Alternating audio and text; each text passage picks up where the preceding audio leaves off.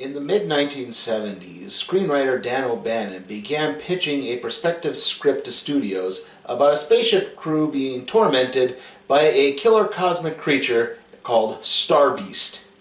The script would eventually be purchased by 20th Century Fox, who subsequently changed the title to Alien, due to the fact that the titular Starbeast was constantly just referred to as the alien in the script. There would also be a few other alterations. The all-male cast would now have 2 females, and Sigourney Weaver's Ripley became the final survivor. Ridley Scott would soon be brought on to direct, and he would utilize both French comic book artist Moebius and Swiss painter H.R. Geiger to design the film's sets. Geiger would also design the titular alien, which would come to be known as a xenomorph. The film would go on to be a hit and then become the progenitor of an 8-film franchise. Of course, only the first 2 films of that franchise are any good. With success at the box office, the Alien franchise would extend to other media, including comics. Beginning in July of 1988, Dark Horse Comics has held the license for Alien Comics, publishing a total of 71 stories based on the property. Most notably would pit the Alien against another Fox-based property, Predator, for the Alien vs. Predator franchise, which we've already covered on this show once before. Of course, the recent Disney 20th Century Fox merger has left the Alien comic license in, well, kind of a corporate limbo. Dark Horse held 2 other Fox property licenses, Buffy the Vampire Slayer and the aforementioned Predator, and both of those have been recalled, and it seems like Alien is probably going to follow suit. But I digress. Today's story, Fast Track to Heaven, is actually part of a trilogy of stories that began in 2009 with a miniseries called More Than Human. A group of interplanetary prospectors arrived on the planet Keone, where they discovered a massive city carved deep into a mountainside. However, the ruins existed for a reason, and that reason was still haunting them. As members of the parties are picked off one by one, an android named David Serretta is forced to go on a rescue mission and find the mysterious woman that has been calling to him the whole time. With that, let's take a look at 2011's Aliens, Fast Track to Heaven. Just above Jupiter's moon of Europa, the crew of the Weyland-Yutani-funded ship the Bible prepare for a rescue operation. The leader, Colonel O'Shea, explains to the crew that they received a distress call from Heaven, a station located deep below the icy surface of Europa. The crew, consisting mainly of scientists, are under O'Shea's command, and they have to find whoever they can to bring them to safety. The group boards the service elevator called the Beagle and begins dropping through the ice, unknowingly passing the butchered remains of a human being along the way. One of the scientists, Rendell, begins criticizing Weyland-Yutani for knowingly putting humans into a death trap. Rendell's words prove to be an understatement as the crew encounters the remains of one of Heaven's scientists as soon as they exit the elevator. Rendell immediately identifies the wound as not being a penetration wound like normal, but rather one that exploded out from the chest. The group then notices more people cocooned up against the walls, with one of the cocooned individuals waking up to try to warn them of the danger that's right behind them. Okay, so other than O'Shea and Rendell, the rest of our cannon fodder includes Doctors Tong, Bamber, Mike, and Hamid. And other than the fact that some hinting that Rendell and Tong are in some type of relationship, that's the extent of their character development.